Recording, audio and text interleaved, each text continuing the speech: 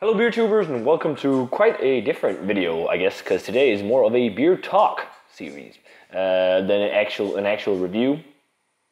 This is a video, I guess, that's been quite a long time in the making because it's a tasting of some pretty cool series of beer. As you've probably, of course, seen it by the title already.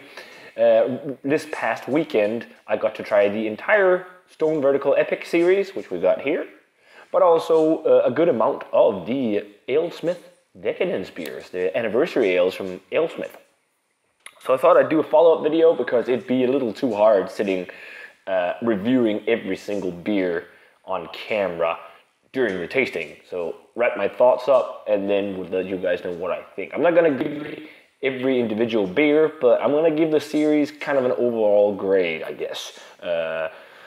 At least the Stone one, because this one is not ongoing. It's still ongoing. They still do anniversary ales at AleSmith, and some of them are really good. But so this is a great experiment on aging beer. The Vertical Epic series you probably heard of from Stone. They were made in 2002. The first one was made, and it was made on the 2nd of February, or released on the 2nd of February 2002.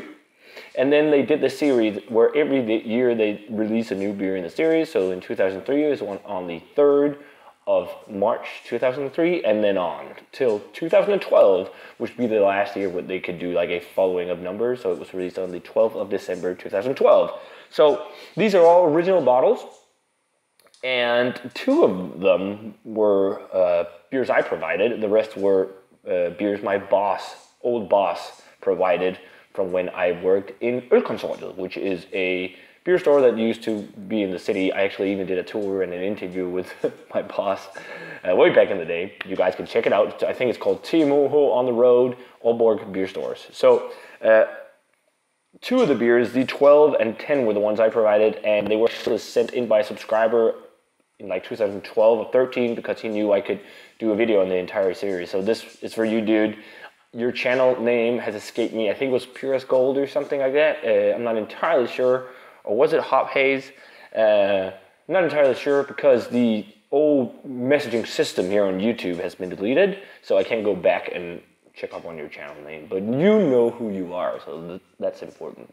So shout out to you, my brother. So because of that, I got to try this series, and it was great fun. We met up, me and my old co-workers from Ölkonsortiet, and of course my boss as well, and he brought the others in the Vertical Epic series, but also these AleSmith Decadence beers, which is quite crazy. We were supposed to be 10 people tasting these, but 4 backed out last minute, so we ended up being 6, so unfortunately, a lot of them had a lot of drakes left and were poured out, because if we drank all these beers in its entirety, we would be smashed. So I actually had to get up in the morning, and there was just like leftover beer in all of them, which was kind of weird pouring out such rare beer. I mean, the O2 is such a whale and hard to get. But we got to try the entire series.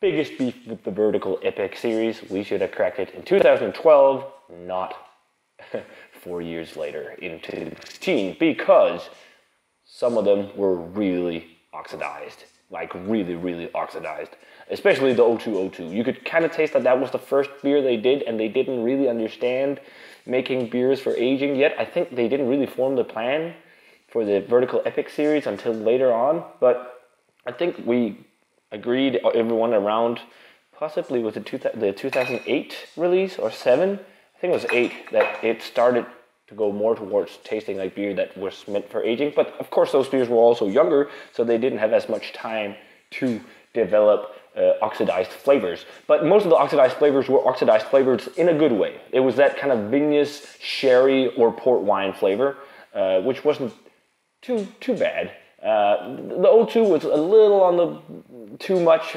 oxidized side, but the others weren't as bad. I think my favorite was actually the 12-12-12, because that was the one with the most character left, and also the 8-8, which was the 8-8 was I believe, a Belgian Strong Dark Ale. Let's see, we got it right here, right? No, that's a 9. Made with vanilla and chilies, I think, because there's a lot of info here. It's got more hops and It's a golden triple. No, I don't think it was this one. Then it was maybe 09 then that I liked. It was the one with like vanilla. Yeah, I think there's some chocolate malt and vanilla beans. Yeah, with French oak as well. That was really good, but my favorite was definitely the 12. It was a Christmas-inspired beer. Let's just look up here. Yeah, I said 02 was the most oxidized. 03 was oxidized, but it had more of a dark malt and fruit flavor. It was more like a Belgian strong dark ale, and I think almost every one of them has like unique ingredients. But I'm not sure what everyone, like all the different ones, I can't remember on top of my head what the special ingredients were. I said 4 has hints of spice, but is very similar to the first one, and that's right. That was also fairly oxidized. And the 5 was very toasty and roasty and lots of dark fruit complexity. The 06, tons of dark fruit and toffee and toasted nuts. And I think that was the Abbey Double, because I think all the other ones are Belgian strong dark ales. Vertical Epic 07, I said it tasted like a krydderbolle. It was because a krydderbolle, it's a bun in Denmark, because it was so bready and cardamom forward, and they often have cardamom in that, so those kind of buns. So it was, yeah, it was quite different. Tons of cardamom in that one. The 08 was kind of interesting because that was a hopped up triple, or Belgian strong blonde, and you could still taste somewhat of a like super old tea leafy bittery hop flavor. There was still some kind of hop matter left, which was pretty interesting for such an old beer. Then the 09, which was one I said was one of the better ones, because you got the vanilla, the kind of toasted oak flavor, nice roastiness. It was almost like a stout or a porter, actually. That was one of the better ones. The 10 was the one made with different wine grapes or wine must, and it was very vinous. And it's got like, it had tons of sweet white wine flavor with sweet malt, and also tons of sherry from the oxidation that happened. And the 11. I really like the 11 too, actually, which was the one with chili and cinnamon, and it had a good kick of chili still. And the 12, as I said, was the one I enjoyed the most because it had so much like spice character left still. But it was a really fun series to try. I'm gonna have to thank my boss Sven a ton, and also my subscriber who sent in the other beer so we could get to try the series. It was great fun, once in a lifetime opportunity, and a series that has, you know, probably pretty much impossible to get now. This is probably one of the last sets, I imagine, at least in Denmark. I don't imagine anyone else here having them. So that's that. As a rating overall for the series, I'd probably go 88. You could taste the first ones. They didn't really know how like the beer would age and if it would be a beer made for. It seems like the further they got into the series, they figure out more how to make beer that were meant for aging. So yeah, but it was a cool series. 88 is still a nice enough grade, but I also think it's because we waited so long to crack them. So if we'd done it a little bit earlier, we might have gotten a higher grade on the series. But it was just hard to find time with like all of us from my old job where we could all meet up and do it. So we finally got it done. So the other series with the Decadence, that series was much stronger in my opinion, but also in general much stronger ales and different styles. The first one was the English style old ale. That was pretty good, but that was heavily oxidized, and oddly enough in a like olive green bottle. That's the first time I'm seeing that from an AleSmith beer, but it's pretty good.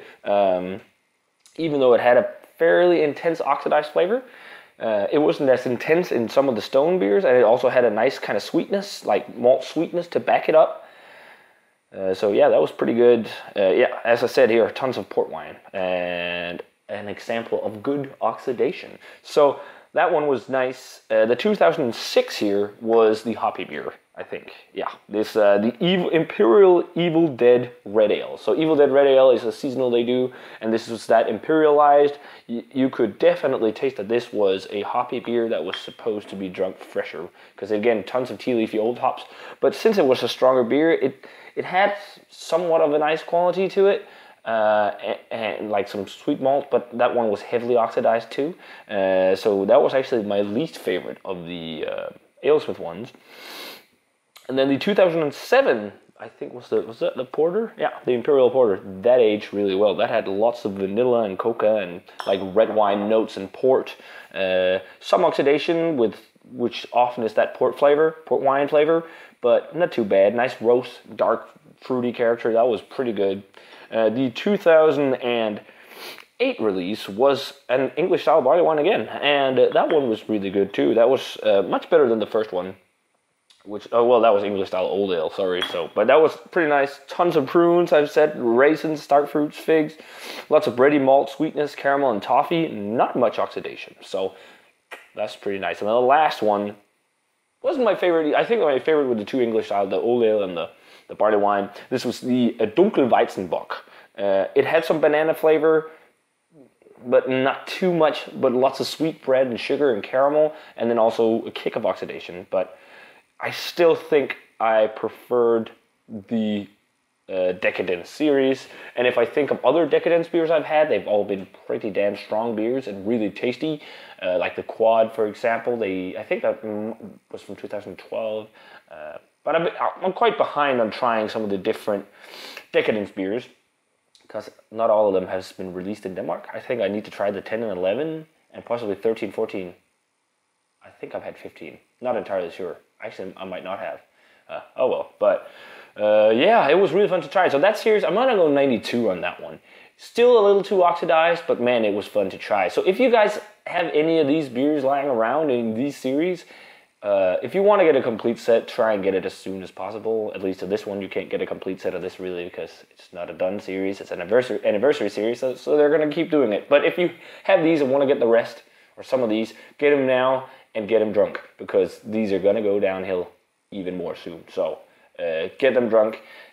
I think they re-released a couple of them in the Encore series at Stone, so maybe switch some of them out with an Encore version, because that's gonna be much better because it's fresher. So yeah, that was my 2 cents in this video on the Stone Vertical Epic and AleSmith Decadence series. Again, thanks a ton to my old boss, Sven, for sharing these, and also my subscriber who provided 2 of the Vertical Epic beers. So sure was an epic tasting, lots of old beer, but really fun to do. So that does it for this little beer talk episode, I guess you could call it, guys. Hope you enjoyed it. I just wanted to let you guys know what I thought about these series, because I had the chance to try such rare and old beer. So let me know, guys, and as always, remember to comment, subscribe, check out the Facebook fan page and Twitter and Instagram. And I'm going to say cheers and nothing, and see you guys in another beer review.